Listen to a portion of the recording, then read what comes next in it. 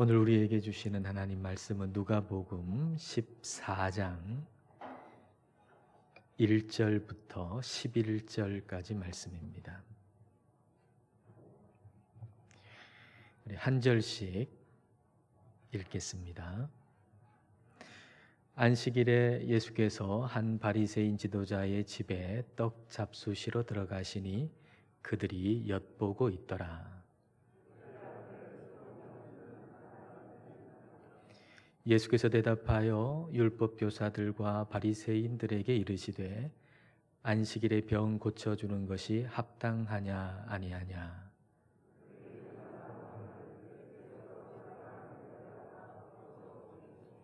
또 그들에게 이르시되 너희 중에 누가 그 아들이나 소가 우물에 빠졌으면 안식일에라도 곧 끌어내지 않겠느냐 하시니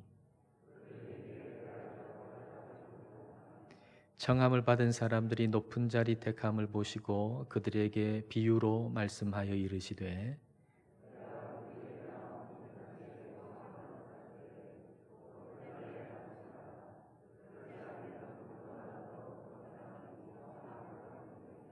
너와 그를 청한 자가 와서 너더러 이 사람에게 자리를 내주라 하리니 그때에 내가 부끄러워 끝자리로 가게 되리라.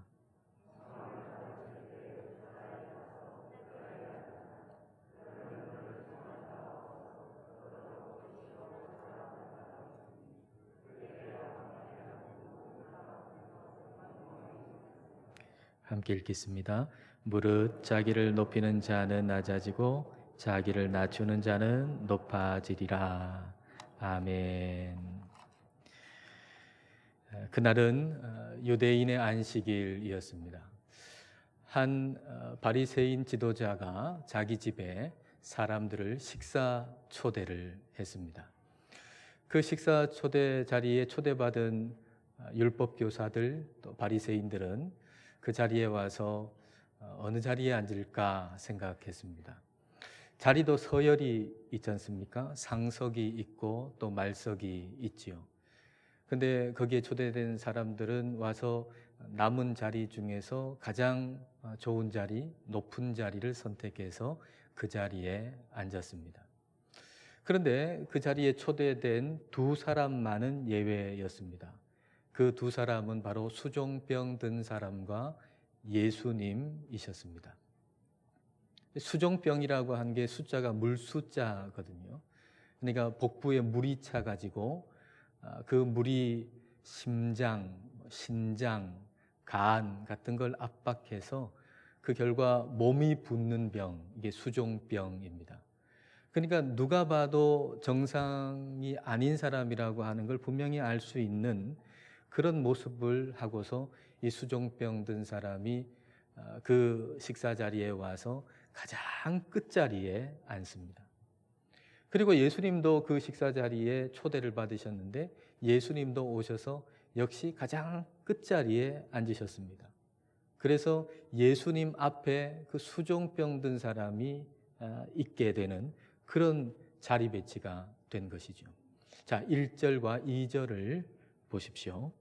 안식일에 예수께서 한 바리새인 지도자의 집에 떡 잡수시러 들어가시니 그들이 엿보고 있더라.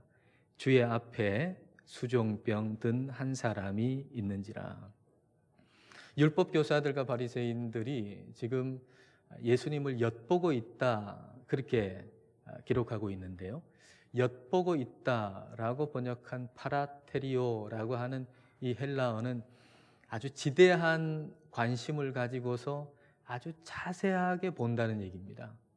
어떤 개인적인 아주 큰 관심을 가지고서 주의해서 주시해서 본다는 거죠. 예수님 앞에 그 수종병 든 사람이 있는데 오늘은 안식일이에요. 그래서 예수님께서 오늘 안식일인데 저 수종병 든 사람을 고치나 안 고치나 하고 아주 주의 깊게 보고 있었다라는 얘기죠. 안식일을 기억하여 거룩히 지키라 하나님은 우리에게 명령하여 주셨어요. 근데 안식일을 기억해서 거룩히 지키라라고 하는 말씀이 안식일에는 병든 사람 고치면 안 된다라는 말이 결코 아니잖아요. 근데 유대인들은 이 안식일을 거룩히 지키라라고 하는 이 계명의 말씀을 따르는 것이 아니라 전에 내려오는 어떤 전통, 구전법, 거기에는 안식일에 만성질환 자를 고치면 이거 안식일 범하는 것이다 라는 게 이게 구전법이거든요. 근데 이걸 하나님의 계명만큼 귀하게 여기면서 살았던 겁니다. 예수님께서 이들에게 말씀하시는 거죠. 자, 오늘 말씀 3절을 보십시오. 예수께서 대답하여 율법 교사들과 바리새인들에게 이르시되 안식일에 병 고쳐 주는 것이 합당하냐 아니하냐. 안식일에 병 고쳐 주는 게 합당하다라는 말씀이죠. 안식일에 병 고쳐 주는 거 하나님의 뜻이다라고 말씀을 하시는 겁니다. 근데 여러분 여기까지의 모습을 한번 생각해 보십시오. 그 바리새인의 지도자가 선하지 않은 의도로 예수님을 그 식사 자리에 초대했습니다. 예수님을 존경해서 그 식사 자리에 초대한 게 아니에요. 예수님을 너무나도 존경해서 식사라도 한번 같이 하고 싶다, 그런 마음으로 예수님을 초대한 것이 결코 아닙니다. 예수님이 오셨는데 그 끝자리에 앉으셨다 그러면 예수님 그 자리에 앉지 마시고 여기 상석에 좋은 자리에 앉으십시오 하고 앉혀야 될 거 아닙니까? 근데 예수님을 그냥 그 끝자리에 앉도록 내버려 두셨어요. 그 수종병 든 사람하고 같이 그 끝자리에 있도록 내버려 두셨어요. 그리고 수종병 든 사람한테 오늘 안식일인데 예수님 어떻게 하나 안 보자 하고 시험하는 그런 마음을 가지고서 예수님을 지켜본 거죠. 예수님이 이 모든 걸 모르셨겠습니까? 예수님 다 아시죠. 그럼에도 불구하고 그들의 초청에 응하여 그 식사 자리에 가신 것입니다. 그리고 거기서 안식일에 대한 말씀도 해주셨습니다. 근데 안식일에 대한 말씀은 오늘 처음 한 게 아니에요. 이전에도 말씀을 하셨어요. 다시 말하면 예수님께서는 반복해서 말씀하신 거죠. 다시 말하면 포기하지 아니하시고 그 바리새인들을 포기하지 아니하시고 말씀을 주셨다는 얘기예요. 그들이 그렇게 예수님을 넘어뜨리고 예수님을 미워하는데 예수님을 미워하는 사람들을 예수님은 사랑하셨어요. 그러니까 말 그대로 일방적인 사랑이죠. 저쪽에서는 나를 좋아하지도 않고 미워하고 넘어뜨리려고 그러는데 일방적으로 예수님은 그들을 사랑하고 계셨던 것입니다. 오늘 우리가 주님을 사랑하잖아요. 오늘 하나님을 예배하는 저와 여러분은 예수님을 사랑하는 사람이잖아요.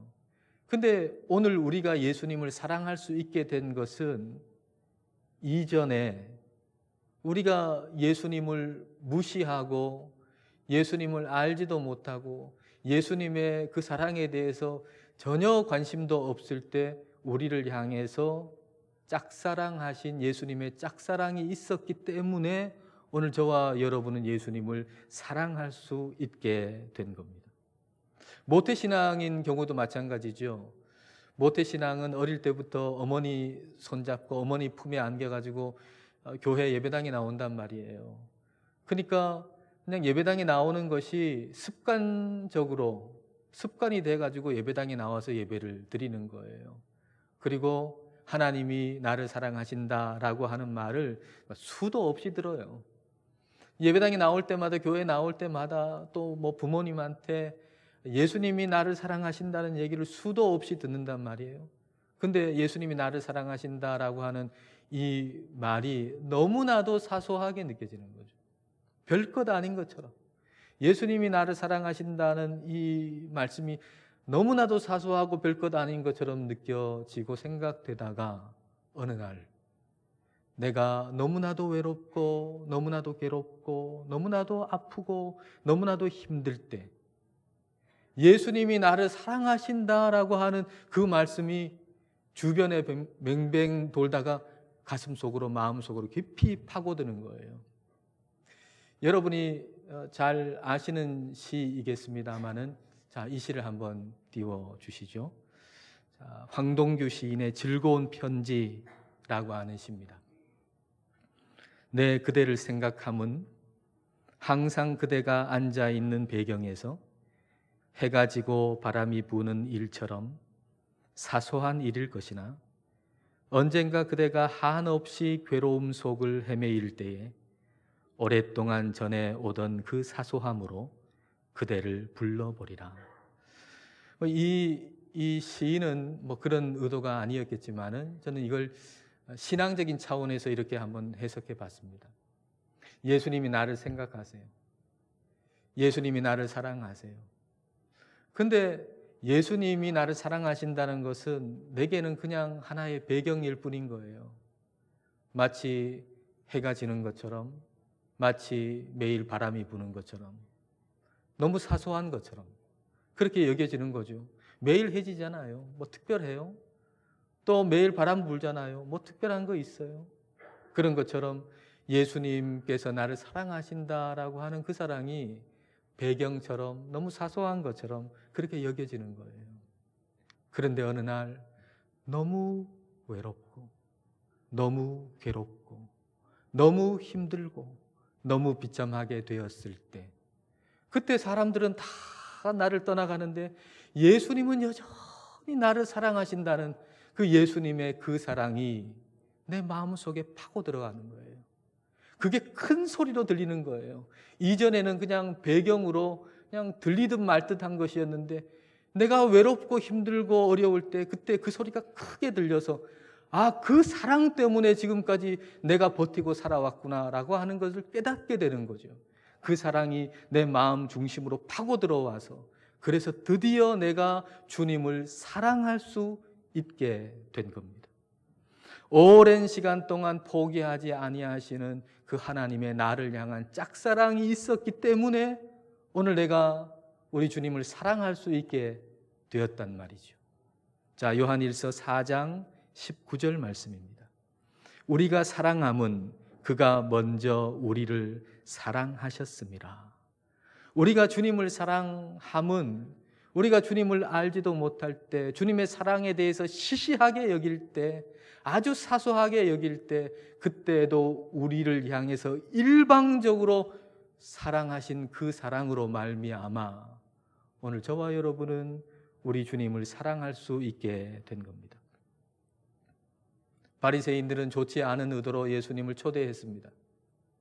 그 수종병 든 사람을 덫으로 삼아가지고 거기에 예수님이 딱 걸려서 예수님을 넘어뜨릴 작전으로 예수님을 초대했습니다. 근데 예수님 그걸 다 아시지만 그 초대에 응하셔서 그곳에 가셨습니다. 그리고 그들에게 필요한 말씀을 주셨습니다. 예수님은 우리가 생각할 때 사랑받을 자격이라고는 조금도 없다고 여기는 사람을 우리 예수님은 사랑하십니다. 그래서 예수님은 저와 여러분을 사랑하십니다. 예수님은 저와 여러분을 사랑하셔서 높고 영광스러운 그 보좌를 버리시고 낮고 천한 이 자리로 내려오셔서 우리를 구원하신 것입니다. 이 그림을 잘 보여주는 것이 4절 말씀이에요. 높고 영광스러운 자리를 버리시고 낮고 천한 자리에 오셔서 우리를 고쳐주시고 우리를 구원해 주시는 그 모습을 보여주는 9절, 4절 말씀 여러분 보십시오. 예수께서 그 사람을 데려다가 고쳐 보내시고, 그 안식일에 초대받은 수종병 든 사람은 끝자리에 앉을 수밖에 없는 사람이에요. 거기에 있는 사람들 다 높은 사람들이거든요. 바리새인들도 뭐 괜찮은 사람들이에요. 그리고 바리새인의 지도자니까 또 얼마나 더 높은 사람이에요. 다 높은 사람인데 수종병 든 사람, 이 사람은 그냥 끝자리에 앉을 수밖에 없는 사람이에요.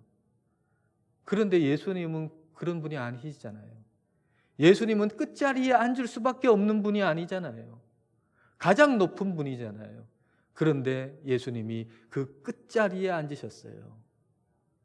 그 수종병 든 사람 앞에 앉으셨어요. 그리고 그 수종병 든 사람을 데리시고 고치시고 보내셨어요. 데리시고라고 하는, 데려다가라고 하는 이 말은 에필람바노이라고 하는 말인데, 에필람바노마이라고 하는 말인데요. 이건 단순하게 데려온다 이 말이 아니고 굉장히 강한 말이에요. 그냥 완전히 사로잡아가지고 데리고 온다라는 얘기예요. 강력히 붙들어가지고 데리고 온다라는 얘기예요. 그러니까 예수님께서 그 수종병 든 사람을 강력하게 붙들어가지고 데리고 오시고는 고치시고 그리고 보내셨다라는 얘기입니다. 보내셨다라고 하는 것은 자유롭게 하셨다는 얘기죠. 자유롭게 하셨다. 이 수종병 든 사람은 말이죠, 그 병이 약점이 돼가지고 사람들한테 이리저리 휘둘릴 수밖에 없는 사람입니다. 여러분, 그 바리새인의 지도자가 이 수종병 든 사람하고 식사 같이 하고 싶어서 초대했겠습니까? 수종병 든 사람하고 식사 한번 하고 싶어서 초대한 게 아니라고 하는 걸 이 수종병 든 사람도 알지 않습니까? 또 이용당할 수밖에 없는 거 아니에요. 그러니까 높은 자리에 있는 사람이 그 약한 사람을 이리저리 휘둘리면서 자기가 유리한 방향으로 이용하려고 그렇게 초대한 겁니다. 그걸 왜 모르겠어요? 근데 거절할 수 없는 거죠. 끌려다니는 거죠. 그 힘 있는 사람에게 이리저리 끌려다니면서 이용당할 수밖에 없는 것이죠. 근데 예수님이 그 수종병 든 사람을 데려다가 강력히 붙들어가지고 예수님 앞에 오게 하셨어요. 다시 말하면 너는 사람들에게 이리저리 붙잡혀가지고 휘둘릴 사람 아니고 내 거야 라고 하는 거예요. 너는 내 것이다 라고 하는 거예요. 예수님이 그 사람을 강력히 붙들고 데리고 오셔서 고치시고 보내셨어요. 이제는 그 힘 있는 사람들에게 휘둘리지 아니하고 예수님의 사람으로 자유롭게 살아갈 수 있도록 해주셨다는 것입니다. 근데 가만히 생각해 보면 우리의 모습이 이 수종병 든 사람하고 비슷해요. 죄라고 하는 수종병이 들었어요. 그래서 우리가 그 죄라고 하는 약점 때문에 높은 사람, 높은 세상의 힘, 거기에 붙잡혀가지고 이리저리 휘둘린단 말이에요. 이리저리 끌려다니는 거예요. 힘 있는 사람이 뭐라 하면 거절을 못해요. 힘 있는 사람이 이래라 저래라 하면 거기에 꼼짝 못하고 이용당하고 그렇게 끌려다닌단 말이죠. 힘 있는 사람에게 붙잡혀 있으면 우리가 보는 게 뭘까요? 그 높은 자리를 보는 거예요. 우리는 끌려다니는 것에 우리의 시선을 빼앗길 수밖에 없어요. 그래서 우리를 막 이리저리 끌고 다니는 것이 높은 자리이면 우리의 시선은 높은 자리에 있을 수밖에 없는 거죠. 그리고 지금 내가 있는 이 낮은 자리는 한없이 부끄러운 거예요. 한없이. 근데 하나님이 저와 여러분을 끌어서 데리고 온 거예요. 붙잡아서 데리고 온 거예요. 너는 세상의 힘에 이리저리 끌려다닐 사람이 아니다. 너는 내 것이다 하고 예수님께서 저와 여러분을 강력하게 붙들어가지고 우리를 데려다가 고치시고 그리고 자유하게 하셨어요. 자유하게. 자, 그러면 우리에게 어떤 변화가 있을까요? 우리 주님이 우리를 데려다가 고치시고 자유하게 하시면 변화가 일어나요. 어떤 변화가 일어날까요? 그 변화는 더 이상 이 세상의 자리에서 우리의 정체성을 찾지 않는다는 것입니다. 세상 사람들은 높은 자리가 나를 높여준다고 생각하고 낮은 자리가 나를 낮춘다고 생각해서 끊임없이 그 높은 자리에서 자기 정체성을 찾으려고 그 높은 자리에 앉으려고 안간힘을 다 쓰는 거예요. 7절을 여러분 보시겠어요? 청함을 받은 사람들이 높은 자리 택함을 보시고 그들에게 비유로 말씀하여 이르시되, 식사 자리에 청함을 받은 사람들이 와가지고는 다 높은 자리에 앉거든요. 예수님이 끝자리에 앉으셔서 그걸 다 보셨어요. 오는 사람마다 예외 없이 다 높은 자리에 앉는 거예요. 이게 사람의 마음이잖아요. 높은 자리에 앉으면 내가 높아지고 낮은 자리에 앉으면 내가 낮아질 것이다 라고 생각하는 것이 사람의 마음이잖아요. 그래서 높은 자리를 구하는 것이 사람들의 모습이죠. 이걸 예수님이 읽으시고 아시고 비유 한 가지를 말씀하세요. 혼인잔치 집에 초대를 받아서 갔는데 거기에 높은 자리에 딱 앉은 거예요. 그랬더니 주인이 와가지고는 더 높은 사람이 왔다면서 자리를 좀 비켜달라는 거죠. 그러면 높은 자리에 딱 앉아 있다가 주인이 와가지고 좀 비켜달라 그러니까 끝자리로 가면서 얼마나 부끄럽겠느냐라는 얘기입니다. 차라리 제일 끝자리에 앉아라. 그러면 주인이 와가지고 너를 그 자리에 있지 말고 여기 더 좋은 자리 여기에 앉으십시오 라고 하면 이거 얼마나 영광스럽겠느냐. 예수님께서 이런 비유의 말씀을 하셨어요. 여러분, 이 비유의 핵심이 뭡니까? 내가 높은 자리에 앉는다고 높아지는 게 아니라는 것입니다. 주인이 언제든지 와서 그 자리에서 좀 비켜주세요. 그러면 그 자리에서 내려앉아야 한다는 거죠. 내가 낮은 자리에 앉는다고 해서 내가 낮아지는 것도 아니라는 겁니다. 주인이 와가지고 그 자리 말고 더 높은 자리에 앉으십시오 하면 언제든지 자리 이동이 가능하다는 것이죠. 이 비유의 핵심은 뭡니까? 이 비유의 핵심은 내가 높고 낮추는 걸 결정할 수가 없다는 거예요. 높아지고 낮아지는 것에 대해서 내가 결정할 수 있는 것이 아니라 나의 주인이신 하나님이 결정하신다는 거예요. 내가 아무리 높은 자리에 있어도 주인이 거기 있지 말라 그러면 거기 있을 수 없어요. 아무리 낮은 자리에 있다 할지라도 주인이 자리를 이동하면 또 이동하게 되는 거예요. 높아지고 낮아지는 문제는 내가 결정할 수 있는 문제가 아니라 나의 주인이신 하나님이 결정하시는 문제라는 겁니다. 시편 75편 6절과 7절 말씀. 자, 다 같이 읽겠습니다. 무릇 높이는 일이 동쪽에서나 서쪽에서 말미암지 아니하며 남쪽에서도 말미암지 아니하고 오직 재판장이신 하나님이 이를 낮추시고 저를 높이시느니라.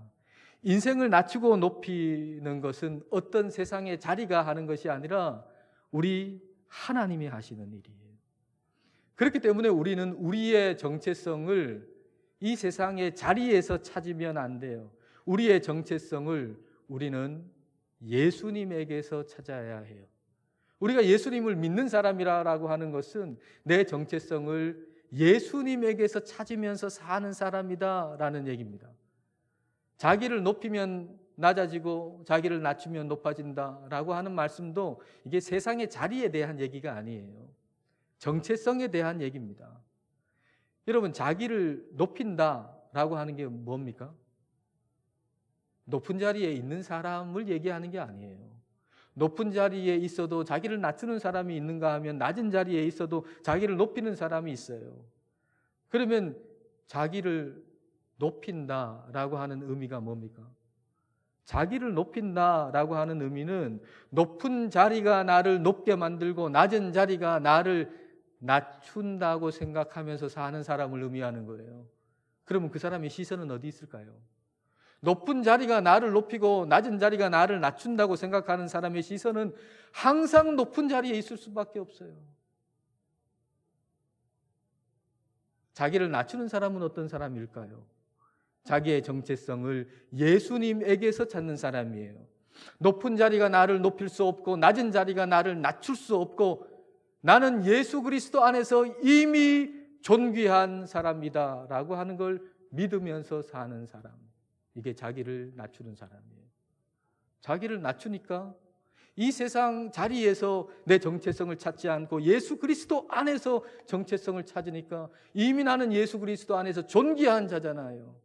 자기를 낮추는 자가 높아진다고 하는 말씀이 바로 이 의미인 겁니다. 어떤 자리에서 내 정체성을 찾으면 반드시 우리는 불행해질 수밖에 없습니다.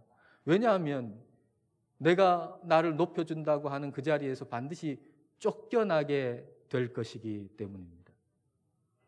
어떤 분이 어떤 대형 교회의 아주 훌륭한 목사님에 대한 얘기를 하더라고요. 그분 진짜 제가 알기에도 참 훌륭한 분이셨어요. 그 목사님은. 우리나라의 대표적인 대형 교회 목사님이셨는데 근데 그분 가까이 계시면서 이분이 이 훌륭한 목사님에 대해서 생각하기를 이 대형 교회의 담임 목사님으로 이분이 계속 계셨으면 좋겠다. 그렇게 생각했대요. 근데 그렇게 훌륭한 분도 쫓겨나더래요.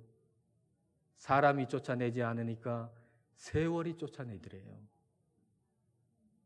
여러분, 저와 여러분이 아무리 높은 자리에 있더라도 우리는 다 쫓겨납니다. 누군가가 쫓아내지 아니하면 세월이 쫓아낼 겁니다. 여러분 삶에서, 여러분 회사에서 여러분 직급이 올라가고 승진하고 그러면 마치 그 자리가 나를 굉장히 높여주는 것처럼 생각이 들지요. 그러나 그 자리에서 반드시 쫓겨날 것입니다. 이 세상의 자리만 그런 게 아닙니다. 교계의 어떤 자리도 그리고 직분도 마찬가지입니다. 그 자리에 얻으면 그 자리에 올라가면 대단히 내가 높아진 것 같지요? 아니요, 반드시 쫓겨나게 될 것입니다. 그러므로 우리가 이 세상의 어떤 자리에서 우리의 정체성을 찾으면 우리는 반드시 수치스러워질 수밖에 없는 것입니다. 좋은 자리, 좋은 직급, 직분 다 거부해야 된다, 그런 말 아닙니다. 하나님은 높은 자리를 통해서 하나님의 일을 성취하시기도 하시거든요. 그래서 하나님은 하나님의 일을 성취하기 위해서 여러분을 높은 자리에 앉히기도 하실 겁니다. 그리고 저도 그게 기뻐요. 여러분이 높은 자리에 올라가는 거, 승진하는 거, 좋은 자리에 앉게 되는 거 저로서도 기쁜 일이에요. 그러나 여러분은 그 자리에서 여러분의 정체성을 찾으면 안 됩니다. 그 자리를 예수님보다 더 자랑스러워해서는 안 됩니다. 이 세상의 어떤 자리도 내가 누군지를 말해줄 수가 없어요. 오직 내가 누군가라고 하는 것을 말해주실 분은 우리 예수님밖에 없어요.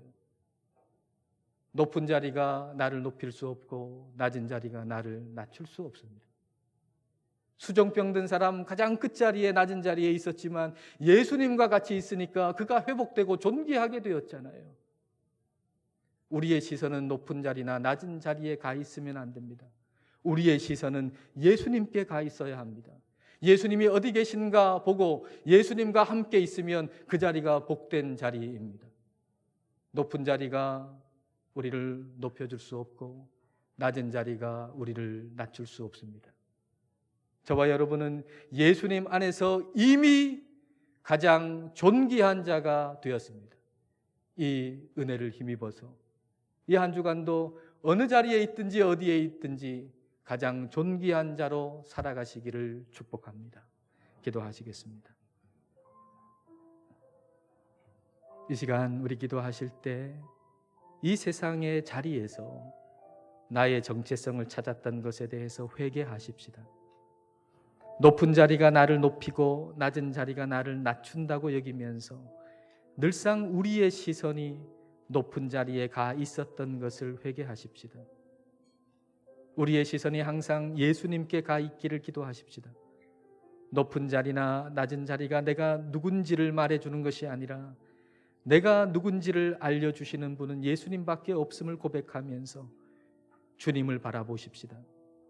높은 자리가 나를 높일 수 없고 낮은 자리가 나를 낮출 수 없으며 예수 그리스도 안에서 나는 이미 존귀한 자가 되었음을 알고 어디서나 존귀한 자로 살아가게 해달라고 이 시간 함께 기도하시겠습니다.